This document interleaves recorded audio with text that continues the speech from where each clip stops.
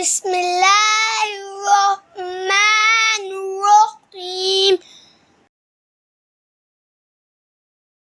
मोहतरम viewers, beef के कोफ्ते बनाने की एक ऐसी तरकीब पेश करेंगे कि शायद चिकन के कोफ्तों से भी ज्यादा नरम तैयार हो और खाने वाले की तबीयत में भारीपन भी न आए। अजायब तरकीबी में 1 किलो बड़ा गोश्त है, जिसमें चर्बी की बोटी जरूर शामिल होनी चाहिए। तकरीबन 1.5 पाव प्याज काट रखा है और साथ ही 6-7 के करीब हरी मिर्चें। सबसे पहले प्याज को चॉपर में से निकालकर मलमल के कपड़े की मदद से नितार लेंगे कि प्याज का सारा पानी निचर जाए।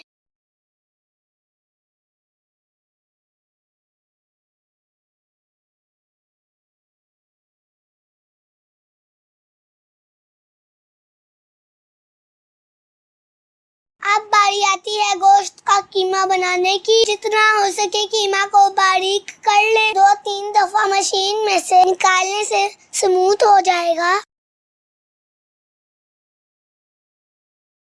अब हरी मिर्च को भी मशीन में से गुजार लेंगे और जो प्याज चॉप करके निचोड़ लिया था वो भी शामिल किए देते हैं।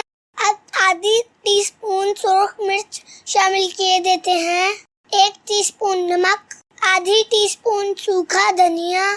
1 किलो गोश्त के लिए इतने भुने हुए चने काफी हैं। इनको पीस दिया। 1 टीस्पून गरम मसाला भी शामिल कर दिया है। अब इनको भी कीमा में शामिल किए देते हैं। इन तमाम अशिया को अच्छी तरह मिक्स कर लेते हैं। हमने मिक्स करने के बाद तमाम अज्जा दोबारा मशीन में से निकाल लिए हैं। टिप ये है कि इसमें से कुछ कीमा लेकर तवे पर फ्राई करें और नमक मिर्च चेक कर लें। अभी कोई कमी पेशी हो तो दूर कर सकते हैं। जैसे कि पहले बताया कि मिक्स करने के बाद एक दफा फिर मशीन से निकाल लेंगे।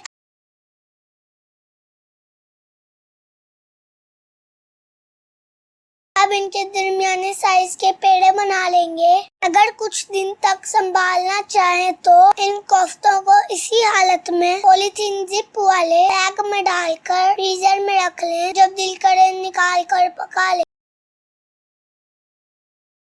अब बारी आती है ग्रेवी की तैयारी की। एक पतीली में 1 गिलास पानी डालकर 3 दरमियाने साइज के प्याज और 1 लहसुन की पूरी गट्ठी छील कर पानी में शामिल कर देंगे। 3/4 चाय की चम्मच सुर्ख मिर्च, 1 टीस्पून हल्दी, नमक हस्बे जायका, आधी टीस्पून सूखा धनिया शामिल करके इनको चूल्हे पर पकने के लिए रख देंगे।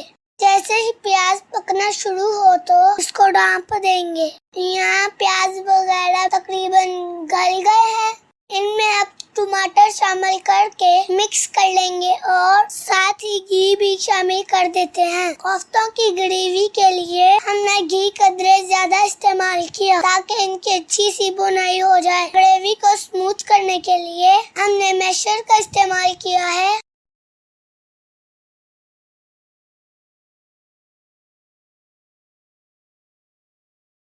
अब देखेंगी मसाले से अलहदा हो चुका है। यहाँ तक हमारा मसाला तैयार हो गया है। अब मसाले में कोफ्ते शामिल कर देते हैं। कोफ्ते शामिल करने के बाद हंडिया को ढाँप कर 3 से 4 मिनट ऐसे ही पकाएंगे। अब पतीली को कपड़े की मदद से पकड़ के हिलाएंगे। चम्मच से हिलाया तो कोफ्ते टूट सकते हैं। इसी तरह हंडिया को मुसलसल हिलाते रहें यहाँ तक के कोफ्ते कुछ पक गए हैं और टूटने का अंदेशा नहीं। और देखें कितने खूबसूरत तैयार हो रहे हैं। टिप यही है कि कोफ्ते हंडिया में डालने के बाद फौरन चम्मच से नहीं हिलाना, कहीं टूट न जाए।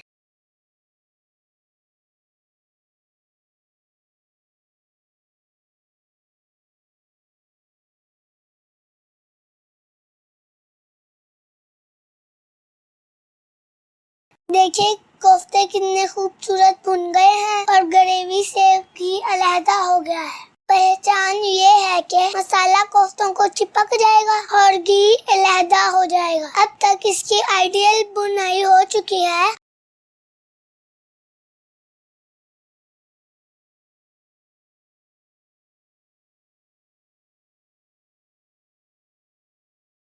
अब इसमें 1.5 गिलास के करीब पानी शामिल कर देंगे और हल्की आंच पर तकरीबन 1 घंटे के लिए पकने को रख देंगे। इस तरह कोफ्ते अंदर तक गल जाएंगे, बहुत ही नरम बन जाएंगे।